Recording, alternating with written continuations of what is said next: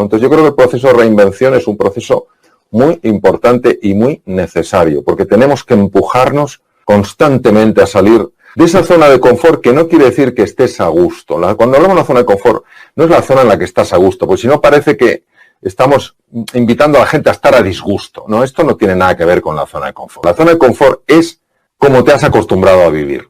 Y hay muchas personas que están atrapadas en su zona de confort porque se han acostumbrado a vivir de una manera que no les genera ilusión, que no les genera alegría, y creen que ellos son así. No, ellos están ahí, pero ellos no son así. Y entonces todo ese proceso de reinvención es un proceso de atreverte a explorar esa otra realidad que está más allá de lo que tu zona de confort te dice que es posible para ti. Y claro, ahí es donde está todo un espacio de descubrimiento, un espacio de recogimiento y un espacio de profunda gratitud. Creo que hemos cometido un enorme error, que es sacar a Dios de la ecuación. Y cuando digo Dios, no estoy hablando de un juez que está con un martillo esperando a que te equivoques para reventarte la cabeza. O que está mirando por el rabillo del ojo a ver si te pilla cometiendo una falta. Estoy hablando de amor y sabiduría infinitos, que no te está juzgando. Los que nos juzgamos somos los hombres. No te está culpando, no te encuentra culpable. Los que nos encontramos culpables somos los hombres. No te encuentra que no valgas lo suficiente. Somos los hombres los que hacemos a otros seres humanos sentirse insuficientes. Para nuestro Padre, para ese universo que es infinito amor, infinita sabiduría, todos somos más que suficientes porque somos sus hijos. Somos inocentes en el sentido de que no nos ve como culpables, sencillamente sabe que estamos dormidos y en nuestros sueños pues hacemos muchas tonterías. Entonces no hay nada que esté separado del resto, sino que todo está unido. Es nuestra forma de percibir la realidad la que separa. Cerca del 80% de las consultas a médicos generales en el mundo occidental tienen como uno de los factores generadores de enfermedad la disfuncionalidad emocional. O sea, pues esa tensión, ese miedo, esa preocupación, esa angustia, esa sensación de impotencia. Es decir, que nosotros generamos emociones que llegan a enfermarnos. 70% de las personas que trabajan en empresas no se sienten para nada a gusto en sus empresas, que están deseando largarse, pero que no saben cómo hacerlo o a dónde irse. Esto no tiene sentido. No tiene sentido que nos pasemos tantas horas trabajando que llega un momento en que una persona descanse parece que es un poco vaga, que no tiene ganas de hacer más. Hay algo que es importantísimo corregirlo, pero negamos que eso sea parte de la realidad. Es decir, nos fijamos solo en los grandes avances científicos y técnicos, pero es que hemos eliminado en gran medida el factor humano, nos hemos deshumanizado. ¿Y qué ocurre? Pues que sí, que los ansiolíticos y antidepresivos en su momento tendrán su utilidad, pero tenemos que encontrar formas mucho más necesarias. O sea, estoy absolutamente convencido que si nuestra sociedad se humanizara, es decir, si nos tratáramos todos con mayor respeto, nos valoráramos más, nos apoyáramos más, nos sintiéramos menos solos, vamos, el consumo de ansiolíticos y antidepresivos cae en picado. Entonces, ¿qué pasa? Pues que yo creo que todos hemos de aprender las lecciones y no cometer otra vez los mismos errores. Entonces, yo creo que en momentos de crisis necesitamos un nivel de conversación mucho más profunda, mucho más que vaya a la raíz, que nos ayude a replantearnos cosas, que nos ayude a reencontrarnos con la ilusión, con la serenidad y con la confianza, que nos ayude a no sentirnos tan solos en un mundo tan incierto, que nos ayude a creer en nosotros, en nuestras posibilidades, que nos ayude a establecer lazos de verdadero interés por los demás, no solo por lo que nos pasa a nosotros. Los demás también lo pasan mal. Para mí no es una utopía, para mí es la posibilidad de vivir en un mundo infinitamente mejor. Vamos a ver, el hemisferio izquierdo es un hemisferio absolutamente imprescindible para moverse en el mundo de la materia, el tiempo y el espacio, porque el manejo de instrumentos fundamentalmente depende del hemisferio izquierdo. También del hemisferio izquierdo depende, por supuesto, el lenguaje. Yo no podría estar hablando si tuviera una lesión, sobre todo en ciertas áreas del hemisferio izquierdo, el área de Broca o el área de Wernicke, etc. En tercer lugar, el hemisferio izquierdo nos permite a todos compartimentar la realidad, es decir, yo veo el ordenador y me veo a mí, no me veo formando parte del ordenador, a pesar de que esté viendo la imagen en la pantalla del ordenador. Entonces el hemisferio izquierdo es magnífico, ese es su lado luminoso, pero tiene un lado oscuro. El lado oscuro es que es muy prepotente, porque la cultura se ha encargado de decirle que es el hemisferio más importante del mundo mundial. Y entonces esa prepotencia va sumada a la ignorancia de que hay un mundo más allá de lo que él puede comprender. El conocimiento es el saber. La sabiduría es el saber hacer. Yo, por ejemplo, puedo saber muy bien todas las teorías que hay que ligan la capacidad de escucha con formas en las que procesa el cerebro la información o con cambios que tienen lugar a nivel de la fisiología, es decir, a nivel del funcionamiento del cuerpo. Yo puedo saber mucho, pero no sé escuchar. Entonces, claro, el conocimiento pertenece al intelecto y está muy bien. La sabiduría pertenece mucho más al corazón. ¿Qué quiere decir? Que una persona que sabe hacer es una persona que también sabe comprender. Es decir, es como un nivel mayor de profundidad. ¿Qué es comprender? Cuando tú eso que sabes lo puedes aplicar en cualquier situación, porque conoces los principios, conoces los fundamentos. Entonces, sabes integrarlo, sabes aplicarlo. Y luego hay otra que es que la sabiduría es la que permite ver más allá de lo que hay en la superficie. Las personas que se desarrollan esa mirada profunda, que son capaces de ver más allá de la apariencia, más allá de la superficie, son los que pueden ver el fondo que está detrás de las formas. Y para mí eso es una persona con sabiduría. Y si haces caso a aquellos que te dicen que nunca llegarás a hacer o alcanzar nada significativo, dejarás de esforzarte y evitarás que aflore la mejor versión de ti. No los critiques ni maldigas, porque a lo mejor están simplemente reflejando lo que tú estás haciendo contigo mismo. La importancia del cuerpo. Tenemos que mirar al cuerpo no como un ente inferior a la cabeza, no como un ente inferior a la razón, no como un ente inferior al intelecto, sino que están absolutamente al mismo nivel. De tal manera que se sabe perfectamente que el corazón es capaz de cambiar por sí solo procesos cerebrales. Se sabe que el tubo digestivo, que también es una parte del cuerpo, es capaz por sí solo de cambiar procesos cerebrales y ambos, corazón y tubo digestivo, cambiar procesos mentales. Pero no solo eso, la musculatura no solo tiene la dimensión del movimiento, la musculatura tiene la capacidad de cambiar procesos mentales. Sabemos perfectamente que los traumas infantiles, que las heridas que todos llevamos, que las cicatrices que arrastramos están en el cuerpo.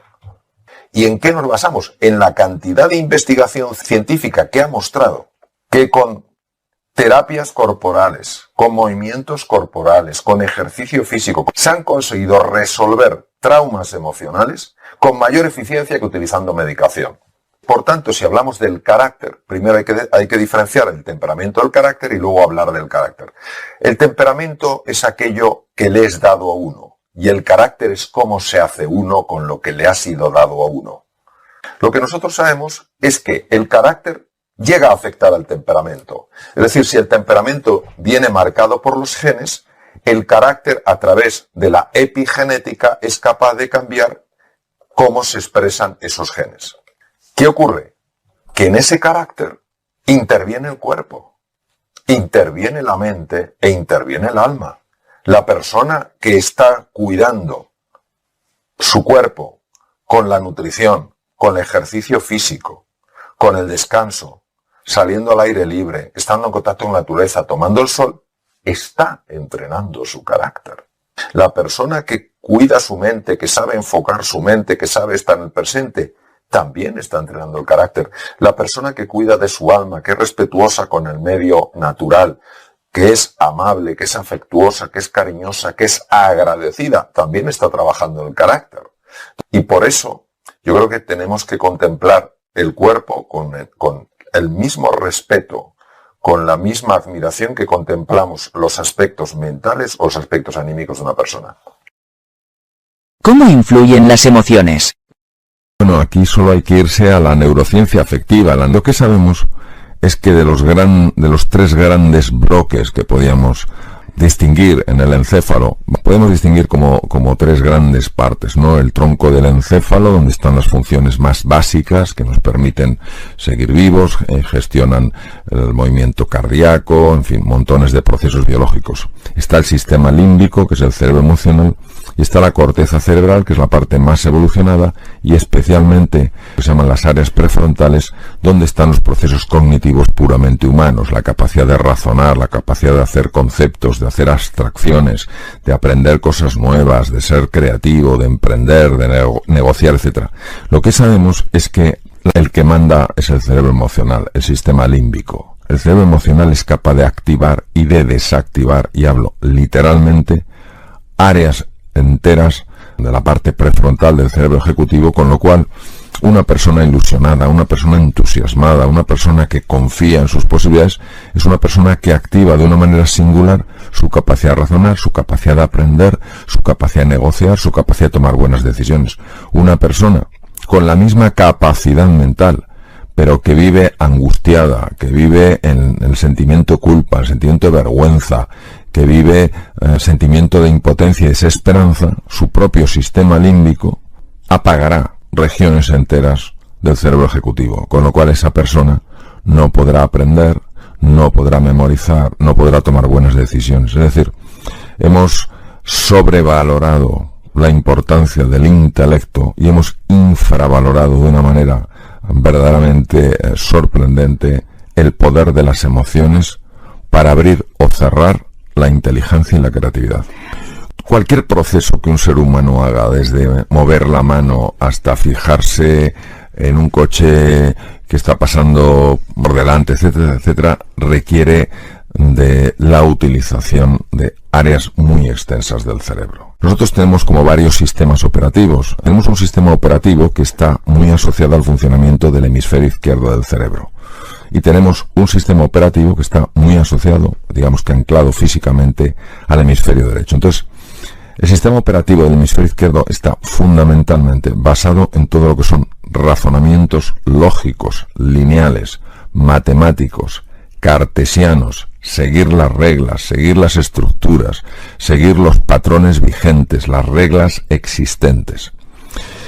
Es un hemisferio muy calculador, muy poco conectado con el mundo emocional, con el mundo afectivo. El hemisferio derecho, que es la puerta al inconsciente, el sistema operativo del hemisferio derecho, está absolutamente en contacto con el cuerpo. De ahí que las lesiones que afectan al hemisferio derecho producen unas alteraciones en la percepción del propio esquema corporal del propio cuerpo que nunca se ven en las lesiones del hemisferio izquierdo.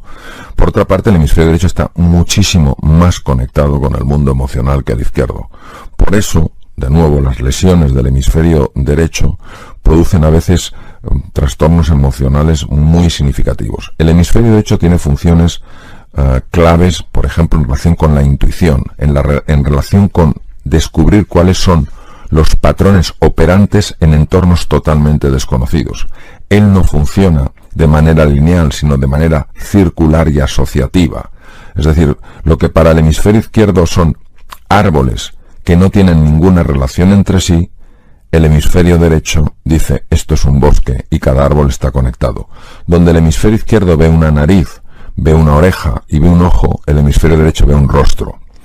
El hemisferio derecho es el más importante en todo lo que tiene que ver con la empatía, en todo lo que tiene que ver con la compasión, y es donde también están escondidos nuestros traumas emocionales. Por eso es tan difícil acceder a él, porque queremos acceder desde el hemisferio izquierdo cuando es un territorio completamente desconocido. La integración de los dos hemisferios es lo natural en el ser humano. De hecho, los niños nacen con sus dos hemisferios integrados, lo que se llama sincronización hemisférica, y es a través del condicionamiento cultural, lamentablemente, como los dos hemisferios empiezan a separarse. Es anticuado pensar que la inteligencia es una capacidad fija. La inteligencia se expande o se reduce en gran medida por la situación emocional de la persona. Todos sabemos perfectamente cómo el miedo puede bloquear por completo el intelecto. Todos sabemos cómo la ilusión y el entusiasmo pueden abrir el intelecto y encontrar respuestas ante algo que previamente parecía imposible de resolver. Es que lo estamos viendo en el día a día. Es sorprendente que nos sorprenda. Pero estamos tan aferrados al viejo paradigma, a la vieja forma de ver, ¿no? Que lo importante es tu razonamiento, tu lógica, tu intelecto. Y nos olvidamos de algo que es la sabiduría del corazón y que lamentablemente sigue llamándose soft skills, los skills blandos, como si fueran realmente blandos. Y no hay nada más duro en el sentido de mayor impacto.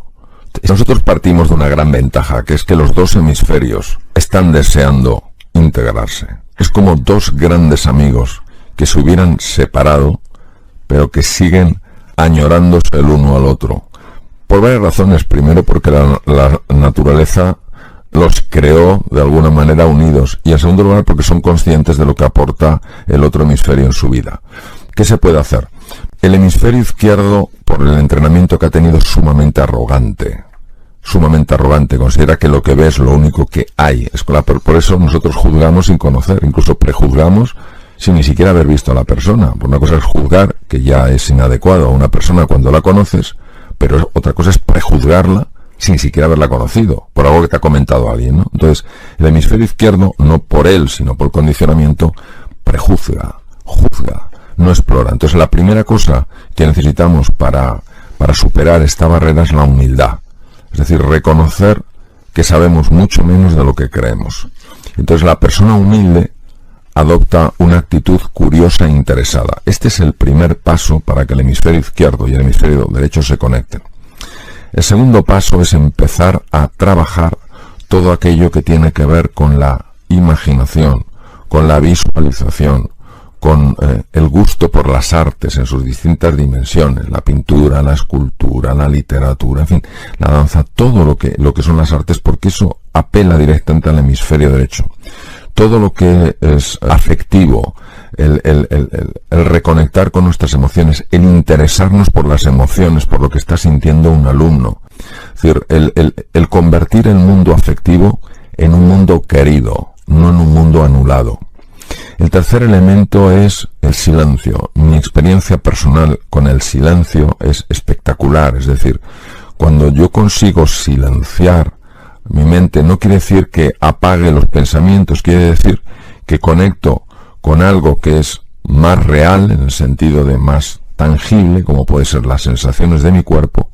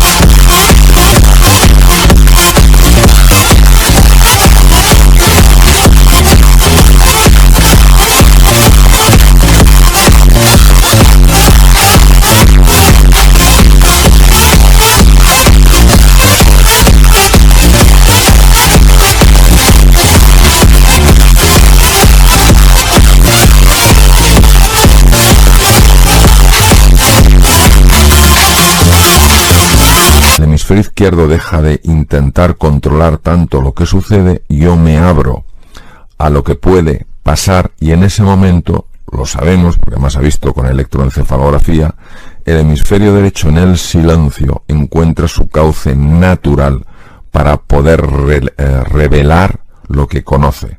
Que cuando ve ese silencio, empieza a decirnos cosas, empieza a revelarnos cosas que tienen un enorme poder transformador, porque vemos aquello frente a lo que estábamos ciegos. En mi experiencia personal hay dos grandes dimensiones que se abren cuando uno hace el viaje interior. La primera de estas dimensiones es el descubrir aquellas cosas de las que no te sientes orgulloso y que están lastrando tu vida. tienes que entrar en contacto con lo que se denomina la sombra, la parte oscura, la parte que uno se ha negado a sí mismo, y es muy importante abrazarla, no rechazarla, no temerla, no huir de ella, no quedarse bloqueado ante ella, porque es curioso, esta sombra no es el resultado de la maldad inherente del ser humano, sino del profundo desconocimiento de quiénes somos en realidad. Y cuando uno abraza su sombra, es decir, abraza a ese niño herido, a esa niña herida, que se ha sentido pues no suficientemente querido, que no se ha sentido suficientemente valorado, en ese momento empieza un proceso precioso que es la sanación interior, es decir, la sanación desde dentro y la transformación del corazón, porque el corazón despierta. La segunda dimensión que nos encontramos y que es verdaderamente asombrosa es una dimensión de recursos y de capacidades que jamás imaginamos que podríamos tener. Hay recursos como la creatividad, la claridad mental, la paz interior, la alegría, el entusiasmo, la gratitud, que tienen un poder transformador y que mientras no seamos conscientes de su presencia en nosotros, pues viviremos angustiados, llenos de tensión, tristes, amargados, frustrados, etc. Entonces, por eso considero que aunque el viaje interior no es un viaje fácil, es un viaje absolutamente precioso. El viaje interior es el viaje sin distancia, porque viajas de la cabeza al corazón. Entonces nuestra cabeza, nuestro intelecto suele querer controlarlo todo, dominarlo todo, llega incluso a asfixiar elementos fundamentales de la persona, mientras que el corazón es la sabiduría, es el reconocimiento de nuestra grandeza, es el conocimiento profundo de lo que es verdad, de lo que es realidad. Y ese viaje interior, pues claro, cuesta porque es abandonar nuestra zona de confort, que es nuestra cabeza, nuestro intelecto, entrar en un terreno absolutamente desconocido y dejarse llevar solo por una palabra: confianza. Es descubrir que tú solo puedes ser feliz si te importa la otra persona. Es descubrir que hay algo mucho más importante que las ideas religiosas, que las ideas culturales. Es eso que nos une, nuestra humanidad. Es no quedarnos apegados, atrapados en la forma y abrirnos a explorar el fondo. Es no quedarnos solo en lo que los sentidos nos muestran. Eres diferente a mí, sino lo que el corazón nos quiere enseñar. También eres igual a mí.